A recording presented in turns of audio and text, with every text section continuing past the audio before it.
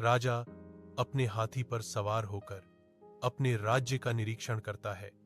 मंत्री उसके बगल में भूमि के भाग्य का मूक गवाह। यह जुलूस एक चंदन की दुकान के सामने रुकता है। शाही यात्रा में एक अप्रत्याशित विराम। मुझे पता नहीं क्यों, लेकिन मैं इस दुकानदार को फांसी देना चाहता हूं, राजा घोषणा करता है।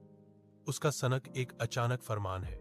मंत्री भेष बदलकर दुकानदार की विनम्र दुकान में प्रवेश करते हैं। उनकी इंद्रियों में चंदन की समृद्ध खुशबू भर जाती है।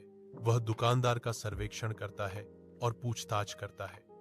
उसकी आवाज सावधानी से संयोजित होती है। व्यवसाय आपको कैसे मान रहा है?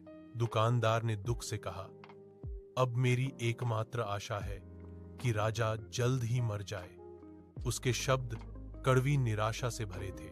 धुंधले कक्ष में मंत्री दुकानदार के शब्दों पर विचार करते हुए बैठता है। दीवारों पर छायाएं नाचती हैं, उसकी भौहें सिकुड़ जाती हैं, यह महसूस करते हुए कि दुकानदार की नकारात्मकता ने राजा को प्रभावित किया है। एक गंभीर चिंता उसके चेहरे पर अंकित है। उसके दिमाग में एक योजना बनने लगती है। धुंधली रोशनी वाले कक्ष में आशा की एक झलक। संकल्प उसकी निगाह को मजबूत करता है। एक मंत्री साधारण कपड़ों में छिपकर एक हलचल भरे बाजार में पहुंचता है। उसकी निगाहें एक अनोखी चंदन की दुकान पर टिकी हैं।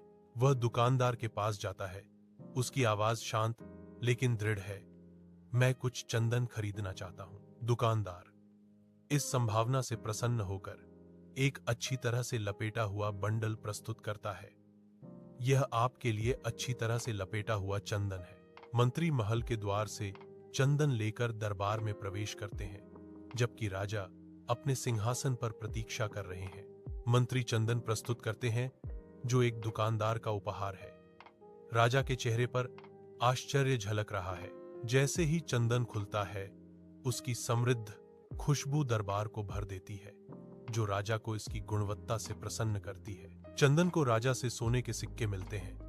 उसकी आंखें अप्रत्याशित उदारता पर आश्चर्य से फैल जाती हैं। चंदन के चेहरे पर एक बड़ी सच्ची मुस्कान फैल जाती है, जो राजा की दयालुता को दर्शाती है। चंदन पर अपराधबोध छा जाता है, क्योंकि उसे अपने बुरे विचार याद आते हैं। हमारे विचार ही हमारे कर्म बनते हैं। अच्छे विचार अच्छे परिणाम लाते हैं।